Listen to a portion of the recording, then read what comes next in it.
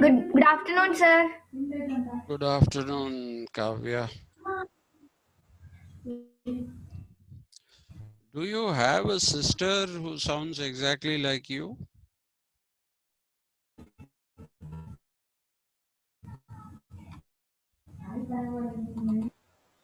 Kavya? I have a sister, sir. D- Yes, Does she, sir. does she sound like you only? That day when you were in your farm, I called and Like others tell that on phone. on phone. Ah, yes, Yeah. sir. So she also said, "Good afternoon, sir," exactly like you did. So I said, "Kavya." She said, "No, no, no, she's not. I'm not Kavya." Okay. Is she older than you or younger than you? Younger than me. She younger to me, sir. Okay. Hmm. What is she doing? She is doing a BTech, sir. Where? Mallareddy. There are two Malaredis, no? One in Kompalli and the other in somewhere near Gatkesar, Nalla Malareddy, that is. So,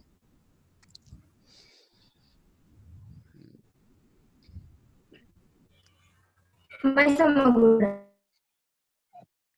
good afternoon. Did you say good afternoon, Manisha? Good afternoon, sir. Good afternoon. Did you say that before? Because some garbled sounds came. No, sir. No, you didn't say. No. Okay. Then I should go to a doctor. I'm hearing things. Hmm. Yeah.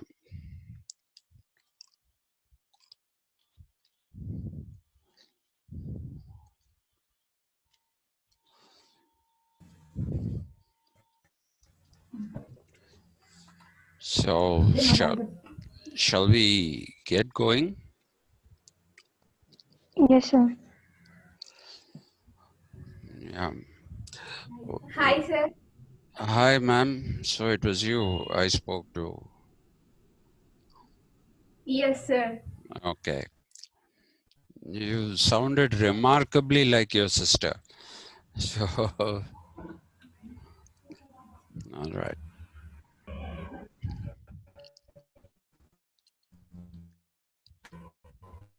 Sir.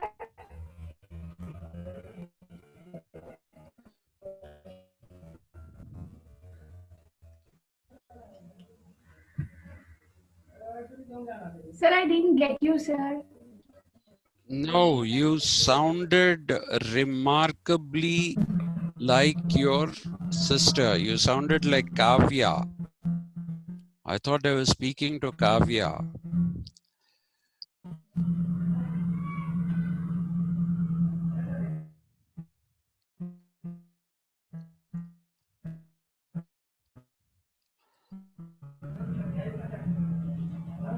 Kavya, shall we get going? Are you ready? Manisha and Rani seem to be ready. Yes, sir. Yes, sir. Yeah. So, Kavya, are you ready? Kavya has disappeared. She has appeared. Yeah. All right. So let's get going and finish off what we had started yesterday. The whole idea of systematization of law. Okay, which some people, I told you, also call codification of laws being done um, by Kautilya or Chanakya. But the fact of the matter is that you shouldn't possibly call it a codification because it isn't. Codification requires exactitude. So if you look at Cicero's works of jurisprudence in the Roman period, those are very well codified. And our modern constitutions, including our own constitution, These constitutions are all pretty well codified as in terms of laws relating to particular sections, articles, schedules, all these things. Sorry. Um, now, Chanakya is not doing anything like that. What he is trying to do is basically systematize a certain kind of lawmaking process so that laws can be implemented by the king who is ruling. So it's more in the nature of an advisory thing that Kautilya is doing. And and I told you his biggest, his really big change when it comes to laws is that he has moved away from the cosmological and the spiritual, which is what all dharma, niti shastras and all were, and he brings them into the domain of temporal, or that which is ephemeral, changing, not eternal. Sanatana dharma basically means something dharma that does not change with time. Okay, it does not change with time. It transcends time and space. At any time, in any given place, dharma is dharma. It's not as if it was dharma some time ago, now it changes. No, it doesn't. That is why it is sanatana. Sanatana is everlasting, okay, eternal, if you like. But if you look at Chanakya, what he has done is that he has brought laws into the domain of the material world. By material world, we are talking about a world where the kind of world in which we live today, okay, where the spiritual has no place or very little place, and that is the material world. And when he wrote the Artha Shastra itself is nothing but material gain, okay, or uh, it is how to improve uh, things pertaining to material gain. But it is not just individual material gain, it is something which is related to the entire kingdom as well. That is not to say that he is not talking about material gain or, material gain of individuals. He definitely is talking about material gain of individuals, but he's also expanding it into the material gain of the kingdom. So there is no abandoning the idea of what should we say, the idea of common good. Okay, so a lot of people tell you, some of the translations, especially by Rangarajan, this particular translation tells you that there are individualistic elements in Chanakya's Arthashastra. The individualism is completely different. If you remember what we did in your last semester, individualism is something that is putting the individual ahead of society. Okay, you're putting the individual ahead of society, and you're saying that society is nothing but an aggregation of individuals. Okay, so individual good can be pursued by any individual. That is not what is being said by Chanakya. So that is a wrong interpretation on the part of Rangarajan. You should see it as common good. Okay. He, however, is talking about the possibility of pursuing individual good within the gamut of common good. Okay, and while an individual perhaps will pursue his own material gain, the material gain of the kingdom is something that has to be pursued by a king. Okay, and therefore for Chanakya or Kautilya, the most important figure, the most important figure in this whole scheme of lawmaking is the king.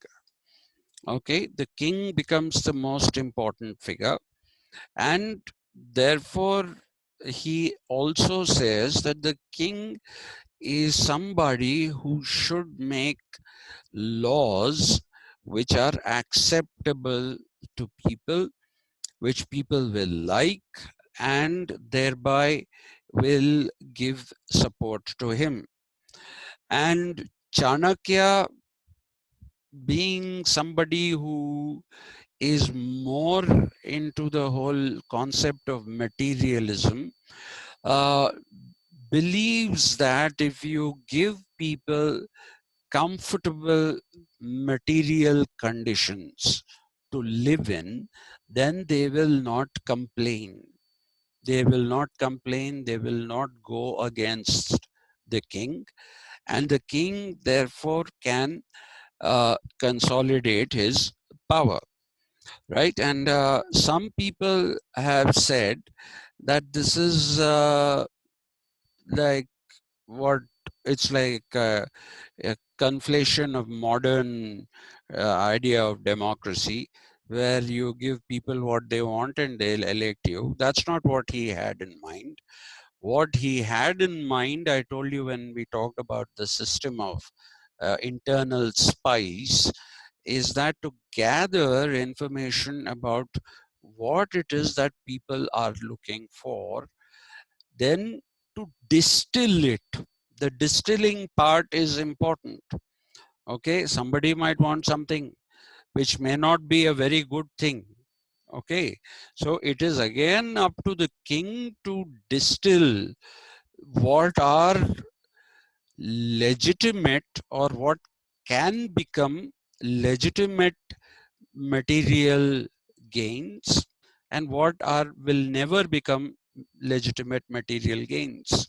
So he says that it is up to the king to decide what is material gain that is acceptable in terms of it being beneficial to all, and also though it is not a moral good, it is a material good that he is talking about. So this I told you, the pillar on which this is built is vitta, which is the economy. Because all material gain, please remember, comes from money. Okay, it all comes from money, and therefore he tried to maximize the ways and means in which one will get money. We'll look at that when we go into the Saptanga theory, not now. Okay, but Vitta is very important for him in the Artha Shastra. Vitta has a special place. Okay, and the second point that I was trying to make is that he also tried to create a compendium of civil, criminal, and mercantile laws. Okay, and I told you that this compendium is, I call it a compendium because all of these are interconnected. These are not independent of each other. Whether civil laws, and criminal laws and mercantile laws are not independent of each other. They are mutually dependent, and therefore he put them together in one category. And this particular category starts with civil laws, okay? Because you cannot go on to talk about criminal laws without first talking about what are civil laws.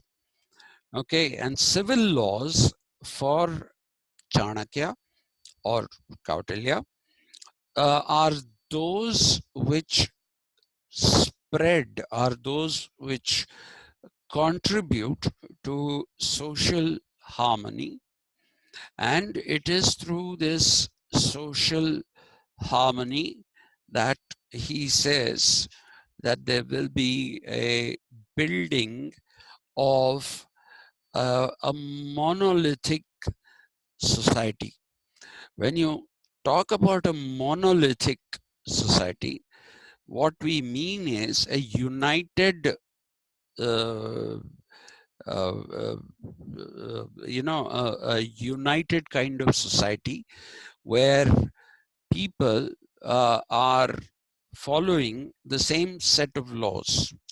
Okay, so when people talk about uniform civil code today in the context of India, quite a few of them have perhaps taken a leaf out of Chanakya, because he believed that civil laws should be equally applicable to all people.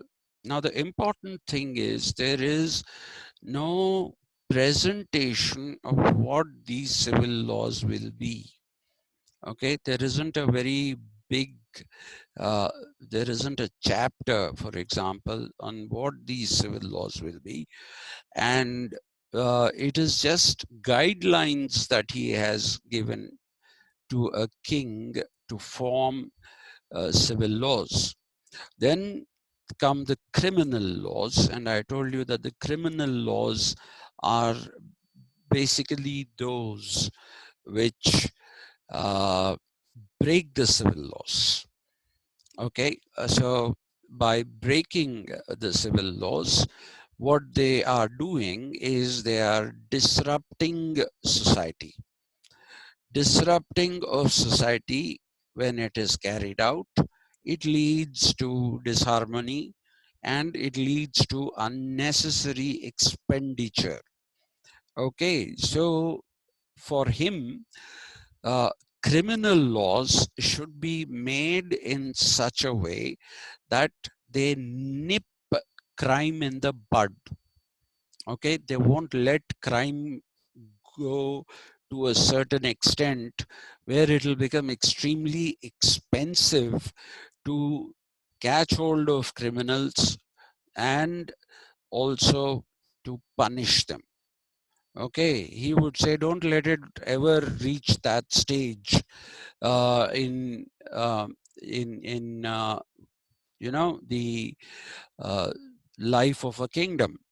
So that is the thing that he's talking about. So the criminal laws are those which are dependent upon civil laws, right? The civil laws define what the legal system is, and the breaking of those civil laws is what will become crime. And then there is an idea that he says that a king should be ready with laws that will tackle this particular a particular crime or different kinds of crime that might warrant different kinds of punishment, and that is what he calls danda niti. Okay, so danda niti comes in here. And mercantile laws are those which have a double dimension. The first dimension is that which pertains to trading internally within the kingdom, within the particular kingdom. How will merchants, trade? So he is, say, somebody who believes in the regulation of trade, okay, through a legal process. The king again should make sure that there are legal processes in place, and that those people who are selling and those people who are buying follow this particular legal process. Okay, that is what he is talking about when it comes to the internal market, or selling and buying inside the kingdom. But he's also trying to tell you that you will be trading with other kingdoms, because very rarely are countries self-sufficient. Okay, today Modi is saying Atma Nirbhar, and all the Modi bhakts are going and saying, yes, we need to go Atma Nirbhar, Atma Nirbhar. And they say that this is what a wonderful slogan. Okay. Unfortunately for Modi, this was first articulated by the people, by the person that his followers criticize, and that person is Jawaharlal Nehru. Jawaharlal Nehru basically wanted to talk about self-sufficiency. Okay, that is why he was somebody who placed so much of emphasis on industry, okay, on industries, if you like. Okay, because he said we should become self-sufficient, we should not depend on others. And by the time it comes to Indira Gandhi, we also have another dimension added to this self-sufficiency.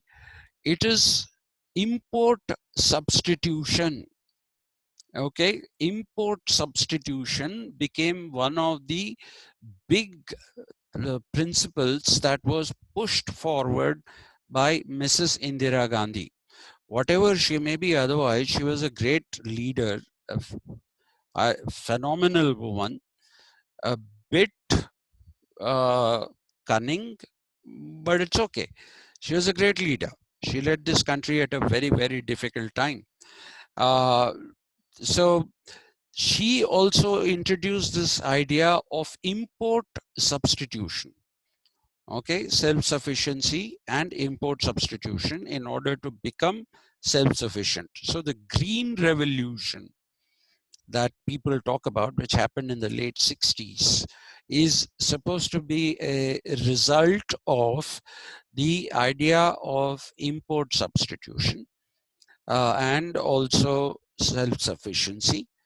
And in order to help farmers, she nationalized banks, gave loans to farmers at very, very small interest rates, so that they don't have a problem repaying the loan.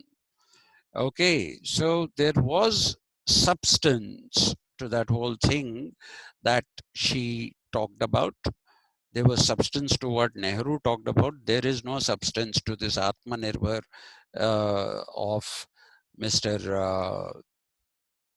Narendra Modi. I don't know if you know this. Telangana today is on the verge of becoming a power surplus state. Okay, but we have crony capitalism. I talked about this with you before. Crony capitalism is where friends of those who are in power, they try to take advantage of things. So what is happening is that because of this crony capitalism, Gautam Adani has been putting up solar power projects that run into many gigabytes. And the worst part is, after he has invested so much of money in it, there is no power purchase agreement that he could sign with any single entity, be it a state or be it a company.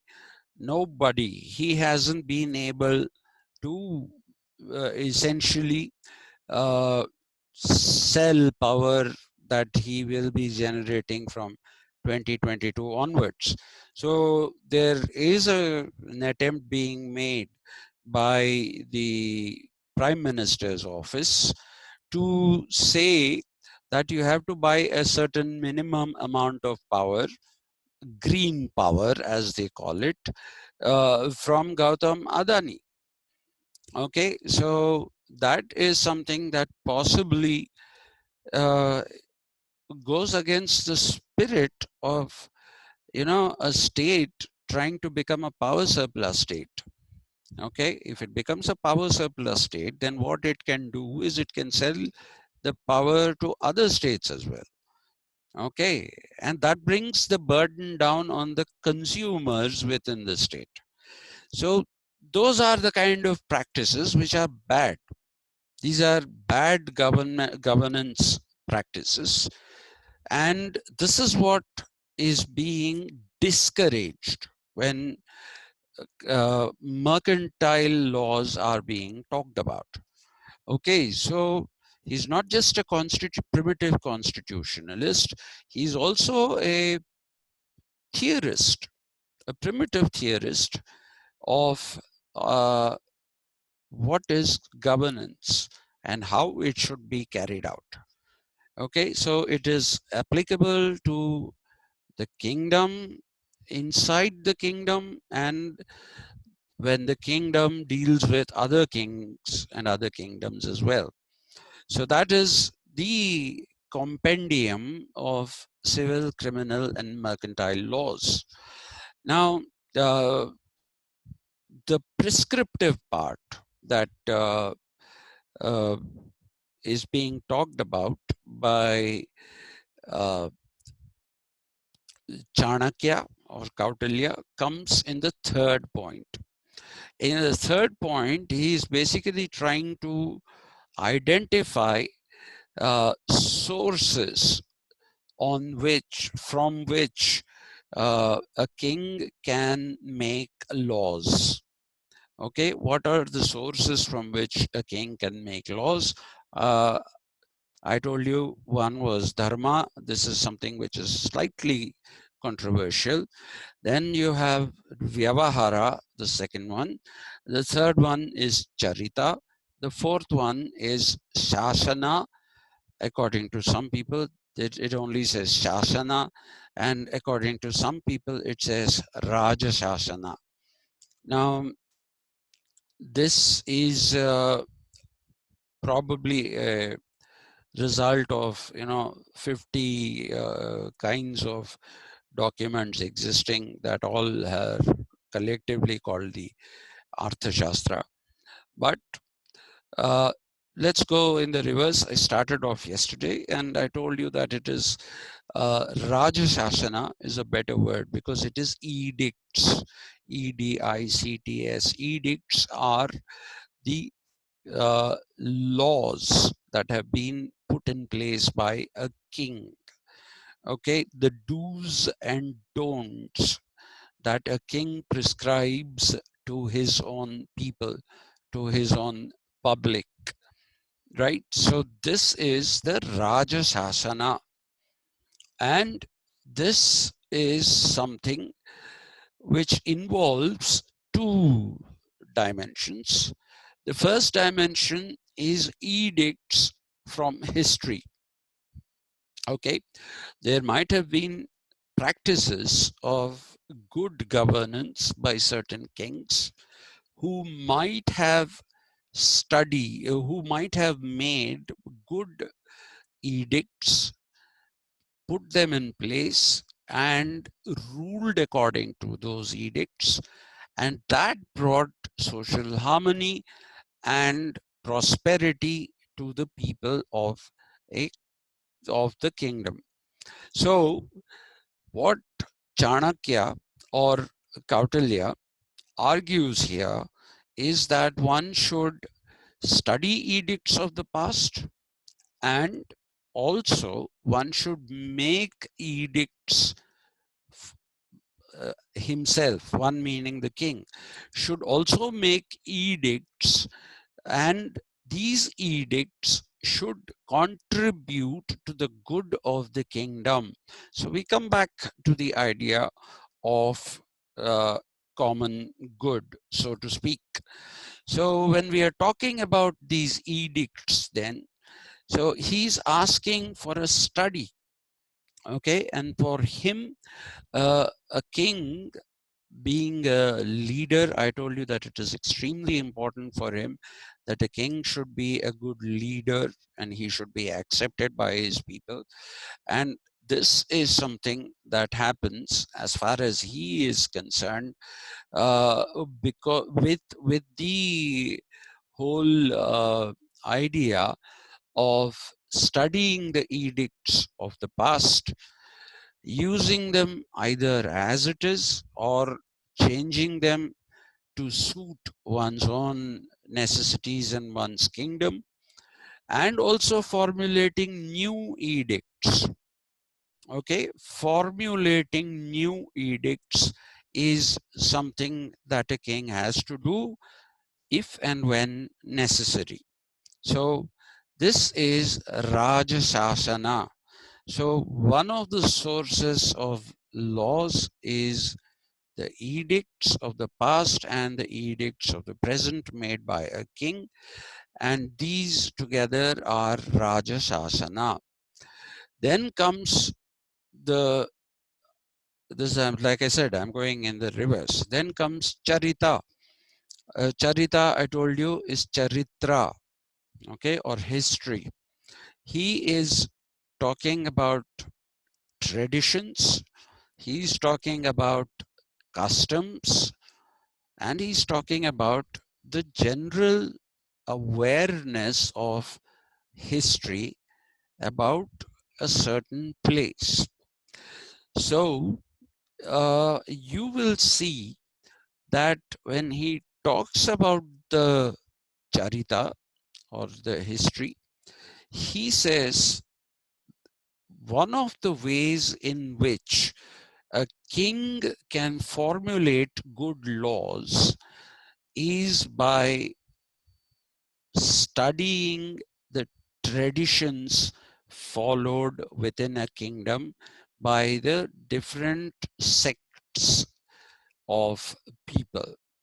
Okay, different sects of people might be following different traditions, and those traditions are those which have to be studied as far as Kautilya is concerned, because it is the continuity of things will happen for Kautilya. The continuity of things will happen only if there is an understanding, a proper understanding of traditions. But he, being the pragmatist that he is, he does not say follow all the traditions blindly. He will not say that. Okay, he will definitely not ask you to follow a tradition blindly because it is being followed. He would ask you to consider that tradition, whichever that tradition may be, and he would ask the king to weigh the pros and cons. Okay, to weigh the pros and cons of that particular tradition, and if it is a bad tradition, if the cons are more than the pros, then that tradition should be stopped. If there is,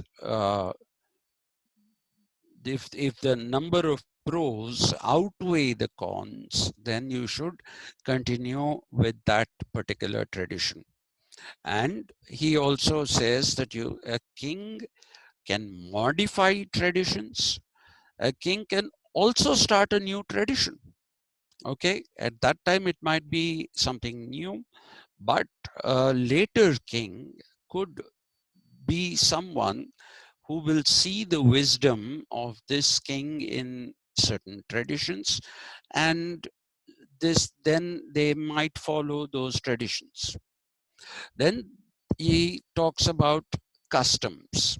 Now, customs and traditions, people have a tendency to club them together. Okay, people will say there isn't much of a difference, so to speak, between customs and traditions. After all customs are traditional. But there are certain kinds of traditions which are not of which are not in the nature of customs. Okay, please remember, custom is the source of the word customer. Today, when we talk about a customer, then we are talking about a consumer. Okay, and in America nowadays, they don't even use this word customer anymore. They call customers custom. Okay, they just say this is somebody is a custom, which means is a customer. So what is the custom? The custom has to be understood as what are the things that people consume?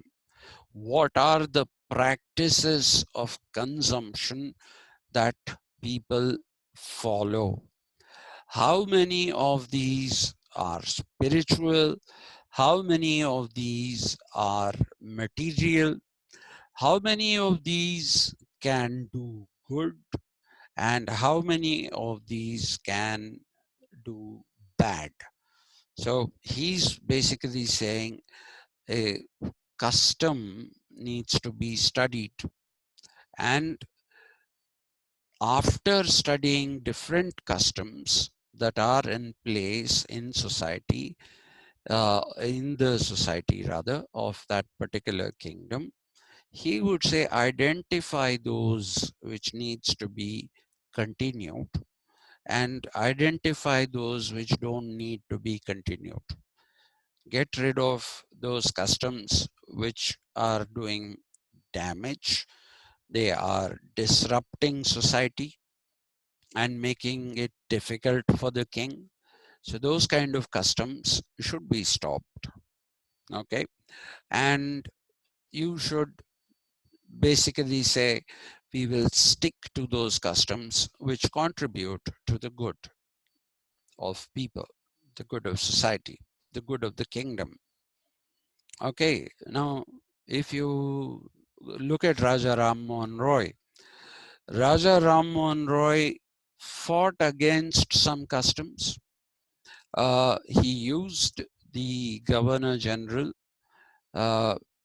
William Bentinck, and when he used William Bentinck, he made sure that the custom of sati, okay, sati was when a husband dies, even the wife is made to sit on the funeral pyre with the head of the husband in her lap, and the funeral pyre is lighted. The husband is dead, okay, so his body will burn away. But what about the wife who's alive? And what about her body burning away, right? So how will she feel when that body is being burnt? So when you look at those kind of things, you basically see that customs need not necessarily be good all the time. Okay, some customs are bad and they need to be removed. They have to be, one has to get rid of them. And this is precisely what is being advised by Chanakya to the king. He says, have those customs which ultimately will contribute to the good and not to the bad. Okay, and for all this, you need to have a certain kind of command over history. By command over history, what one means is that the king should be properly educated. He should know how different kinds of edicts were passed, under which kinds of circumstances these edicts were passed, and how they actually did contribute to the good of a society. So therefore, it is of utmost importance. Charita for him is one of the most important things that a king had to know. Okay, he had to know the charitra or charita of his own kingdom, and perhaps about other kings and their kingdoms as well. So if you look at this, therefore, you will find that there is a visionary in Chanakya. Definitely there's a visionary, somebody who is trying to tell you that ruling is not something which is an arbitrary process. It is a process that is arduous. It is a process that requires you to do certain things in a particular fashion. So this is one of the things that you find being said by uh, uh, Chanakya, and therefore he would say that customs and traditions have to be studied, and they have to be either refined, removed, or new ones introduced.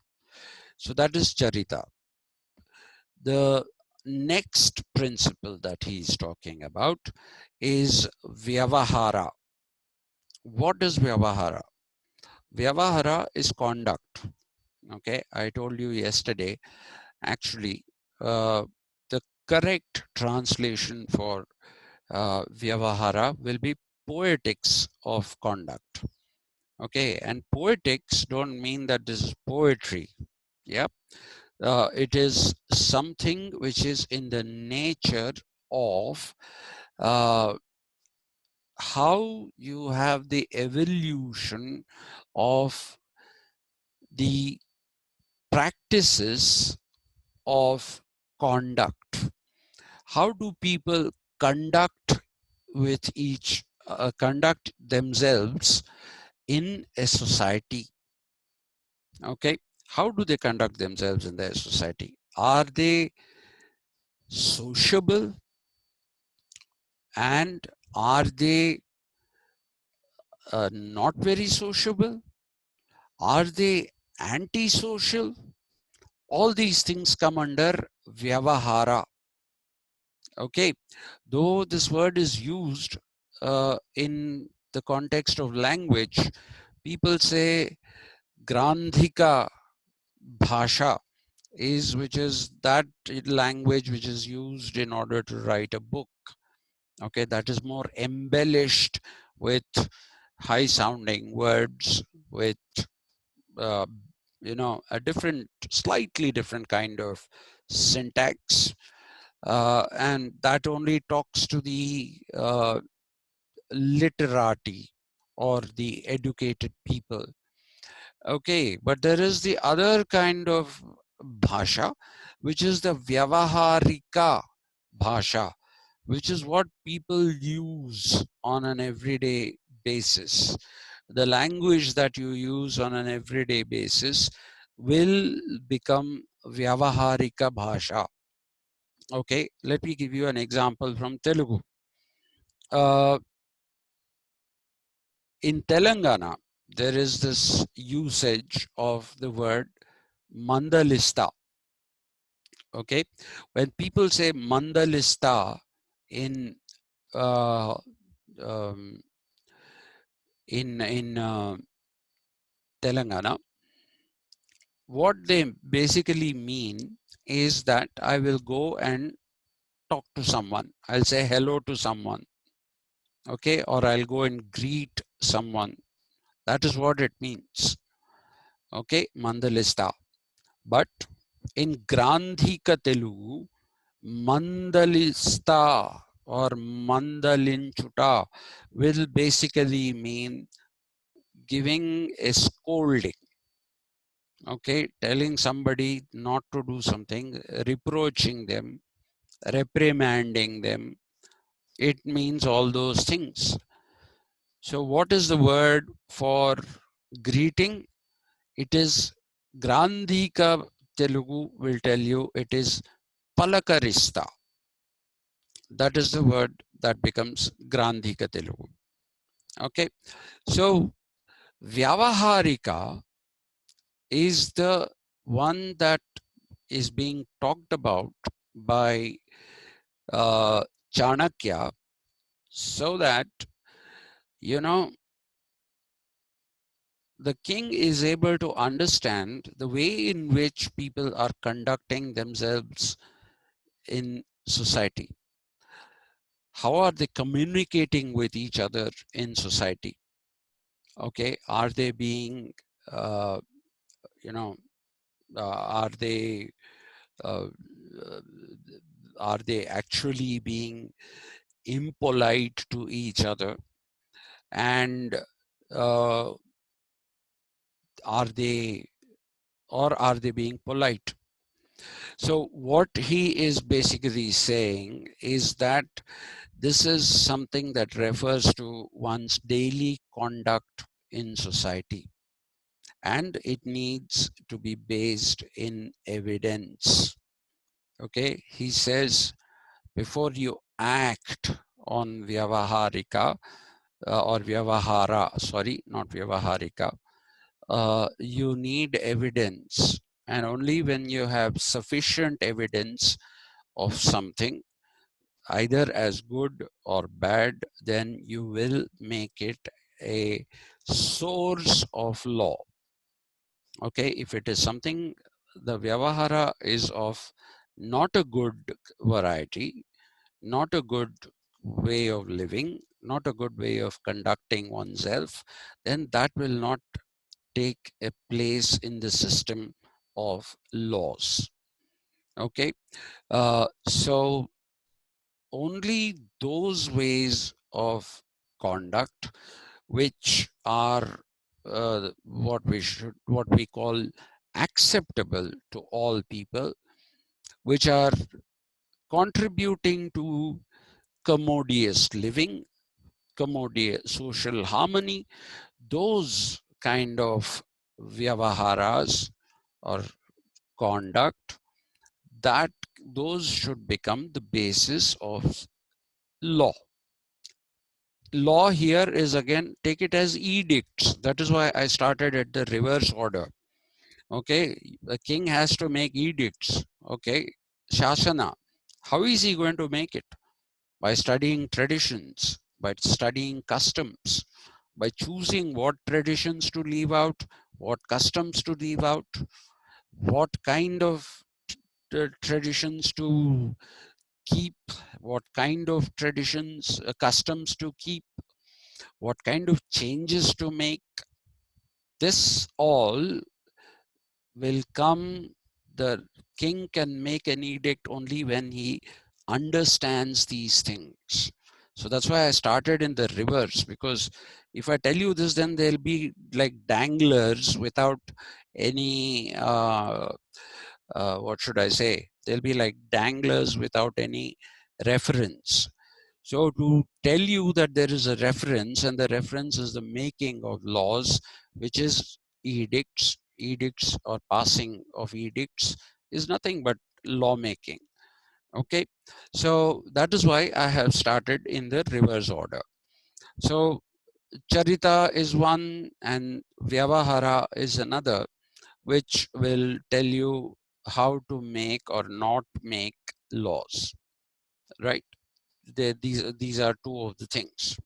Now, the next point, which is actually the first point, but I'm discussing it as the last point, and you will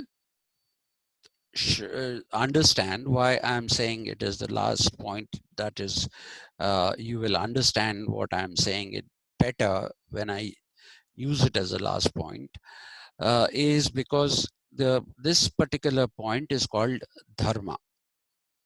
Okay, so people have questioned that when you talk about dharma shastras, now dharma shastras are those which are derived out of a cosmological thinking. They are derived out of a kind of sanatana dharma, something that doesn't change, and it is also spiritual.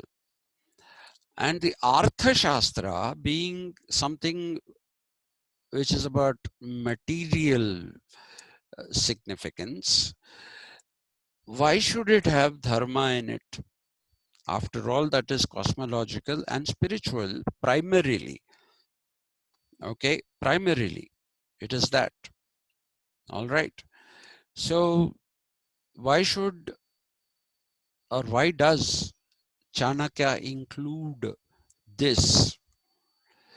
Now, while Chanakya is a pragmatist, and I'm using pragmatist not in a negative sense. There are two usages of pragmatist or pragmatism. One usage of pragmatists is a negative usage. That is something that refers to somebody who is an opportunist, okay, or somebody who will not pay any attention to morals, to ethics. He will go ahead and get what he wants. This is one of the things that you will find in as pragmatism. Then there is another definition of pragmatism. And this definition of pragmatism is that which tells you that you have to be practical. This is the kind of definition that Americans use.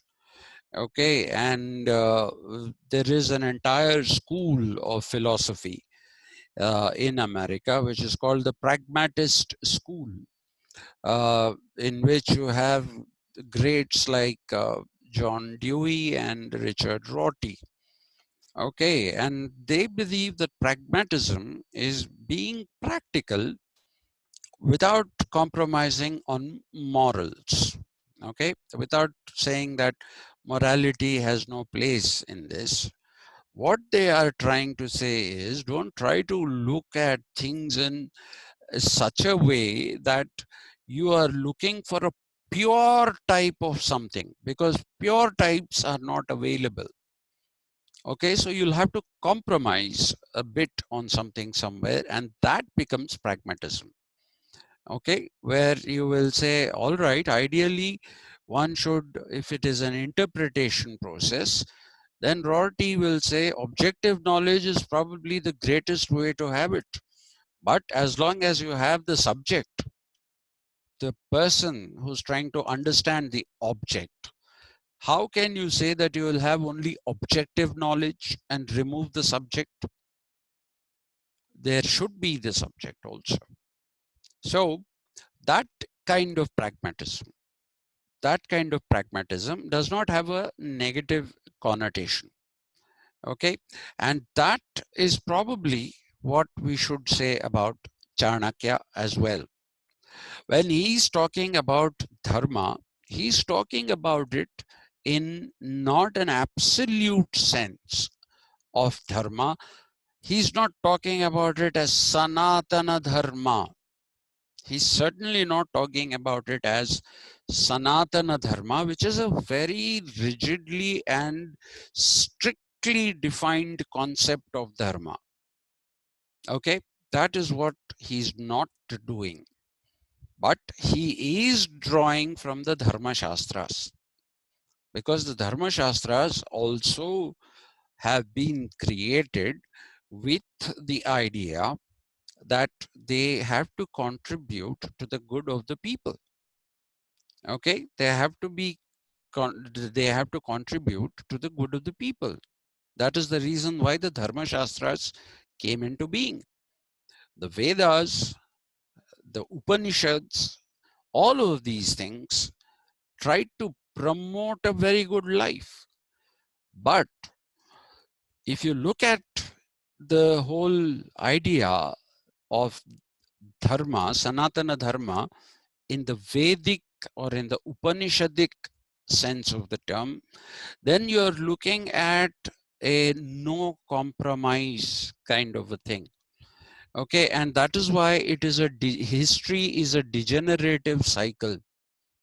Okay, starting with the Krita Yuga, which is, complete dharma, no adharma at all. Then coming to the Treta Yuga, where there is dharma, adharma showing its face. And then the Dwapara Yuga, where adharma is almost as powerful as dharma. And then Kali Yuga, where adharma has become so powerful that it cannot be defeated by dharma, and that is why there will be a pralaya. The world will go into destruction because it cannot support the adharmic world. Okay, so the balance of the world is completely upset if you have only adharma. This is not the kind of thing that Chanakya is talking about when he's talking about dharma. Okay, he's not talking about it in a rigid sense of the term. He is basically talking about it in a slightly loose fashion, where he's basically asking you to be, you meaning the king, to be aware of the Dharma Shastras. Okay, you have to be educated, you have to be aware of the Dharma Shastras, and wherever possible, include those aspects of Dharma Shastras into your governance. Include them wherever you can. Okay, if they are too rigid and if they are going to stand in the way of implementation, then don't. Okay, you can overlook those. But there are some which are slightly more malleable than the other ones. And he's basically, again, in his pragmatic way, saying you can rely on these malleable principles of dharma that you can use for good governance. So this, and this will become the source of law.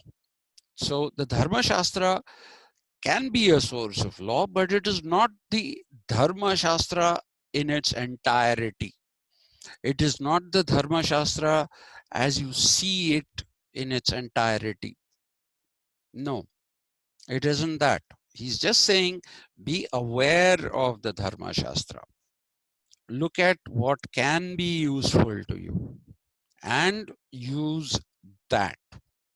If you say that